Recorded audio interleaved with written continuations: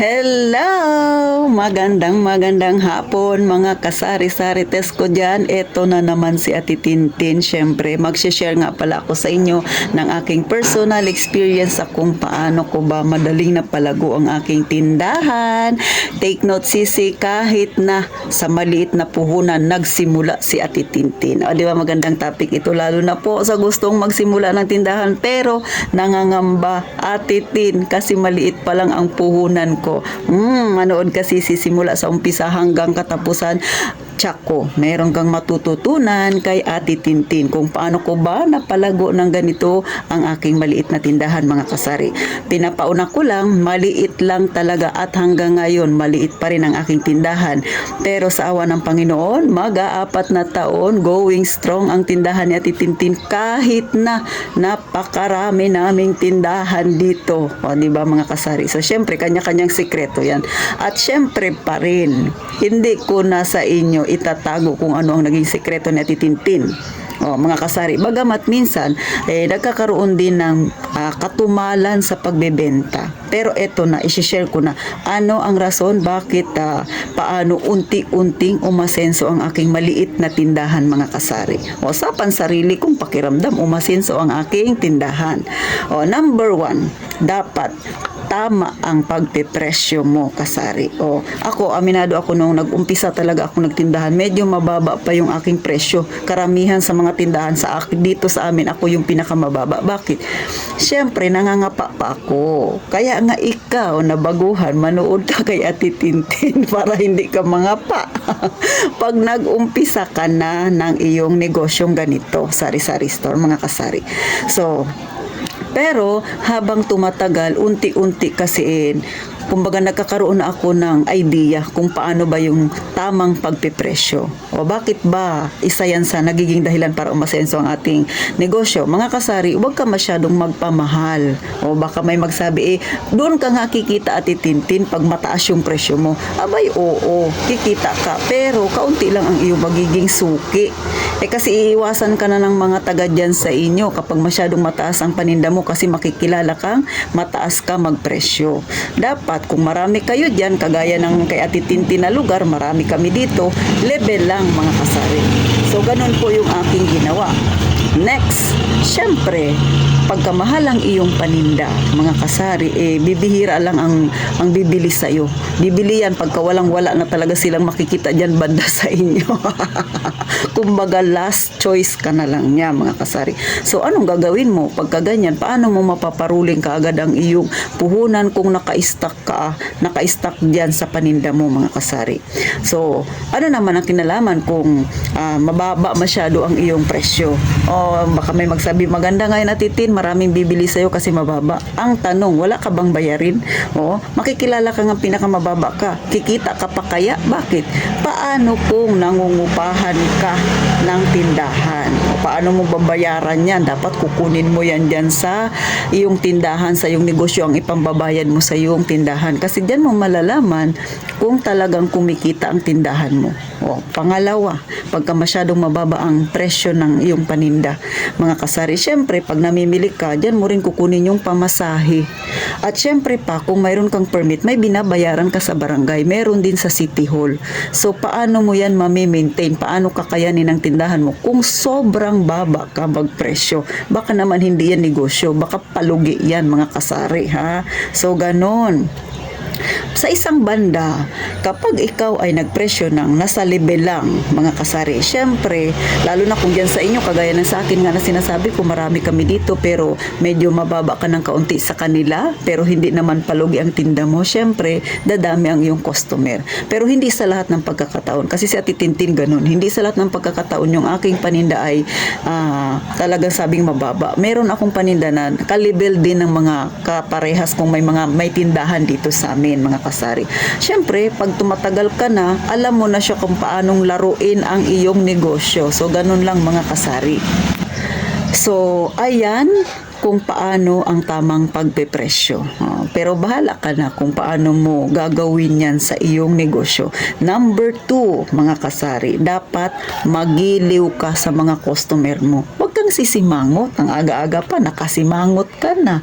Tapos pag bibili yung bata, nagkamali minsan syempre hindi natin maiwasan, may problema tayo. Nadadala mo yung init ng ulo mo doon kay customer.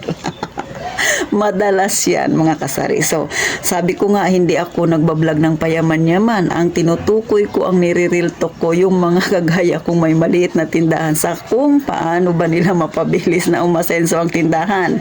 Kaya, kung may sarili kang problema, hayaan mo lang yan na lumipas sa buong maghapon sa buhay mo. Huwag mong dadalhin yan sa tindahan mo kasi maapektuhan yan. Yan ang iyong negosyo, mga kasari. So, ganon si Ate Tintin. Kahit na minsan may iniisip ako, huwag mo nang isipin yan. Saka mo yan isipin pag walang nabili sa'yo. Pero hanggat may nabili sa'yo, kailangan marunong kang makibagay. Magiliw ka. Customer relation pa rin, mga kasari, ang mahalaga. O di ba? Magaling kang magpresyo, magaling kang makisama. O di ba? Syempre si customer mawiwili diyan na bumili sa iyo. Next, syempre kung may tindahan ka, marami rin yung nag-a-attempt na mangutang. O talagang lagi kong sinasabi, huwag kang magpapautang sisi, lalo na kung nag-uumpisa ka pa lang. Pero, syempre may pero yan. Paano kung hindi maiwasan, Ate Tin? O talaga namang hindi. Magkaroon ka ng boundary. Pautangin mo siya ng kaya mo lang i-let go. Kaya mo lang na ibigay sa kanya kung sakaling hindi na siya magbayad sa iyo. Paalala lang, hindi masama ang magpautang, ha? Lalo na kung magaling magbayad si customer. Kasi syempre yung pagpapautang na yan, minsan dyan din nag-uumpisa yung suking-suki mo na siya o kaya loyal siya sa'yo. Pero tandaan, ang pagpapautang dyan din nagsisimula yung pagkakaroon mo ng kaaway.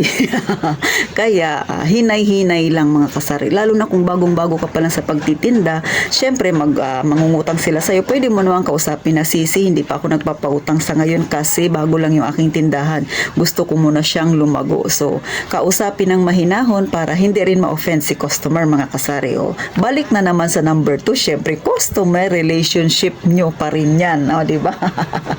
Kung paano kayo makisalamuha sa kanila, kung paano kayo makikibagay, o mga kasari.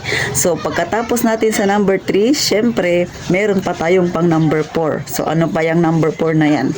Dapat, syempre, pag may tindahan ka, masipag ka. Kung ano yung sipag mo nung nag-umpisa ka, dapat hanggang sa hangganan, hanggang sa